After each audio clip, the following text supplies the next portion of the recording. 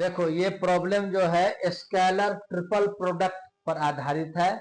यहाँ देखोगे दो वेक्टर के बीच क्रॉस प्रोडक्ट है और उसके बाद डॉट प्रोडक्ट है।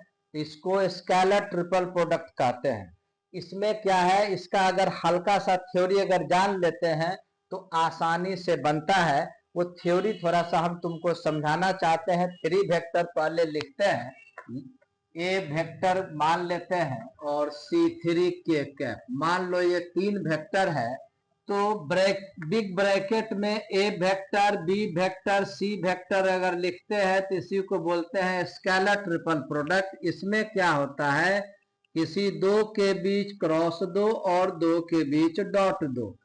अब क्रॉस पहले दो या बाद में दो उससे कोई फर्क नहीं पड़ेगा, सभी का आंसर सेम होता है। इसका मतलब क्या होता है कि यह कोई भी घन है, क्यूबॉइड है, उसके जो किनारा है उसका ये तीनों वेक्टर है और यह उसका वॉल्यूम बतलाता है। अब आगे की बात जानो। अगर स्केलर ट्रिपल प्रोडक्ट वेक्टर होगा तो इस प्रकार के क्वेश्चन को सॉल्व करने के लिए हम लोग सबसे इजी वे है डिटर्मिनेंट कर देंगे। पहले ए लिखा है तो ए का कोफिशिएंट लिख दो, फिर बी का कोफिशिएंट लिख दो, फिर सी का कोफिशिएंट लिख दो और आराम से डिटर्मिनेंट निकाल दो। ये मल्टीप्लिकेशन हो जाएगा। ये एक थ्योरी है scalar triple product vector.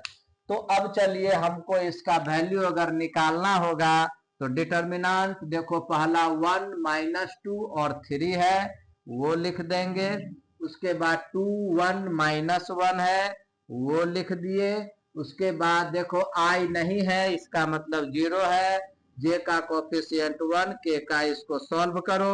Determinant में 1 लिखते हैं, उसके बाद ये कैंसिल, ये कैंसिल, ये 1 1 जा 1 माइनस और ये माइनस माइनस +1, फॉर्मूला में माइनस और ये माइनस, तो माइनस माइनस +2 हो जाएगा। ये कैंसिल करो, ये कैंसिल करो, ये दोनों को मल्टीप्लाई करो 2 होगा और ये -0 होगा, +3 इंटू, अब ये 2 1 जा 2 हो गया, -0 हो गया, यानी आंसर 1 1 2 हो गया, 2 2 जा 4 हो गया, 3 2 जा 6, 4 10 2 12, यही इसका आंसर होता है।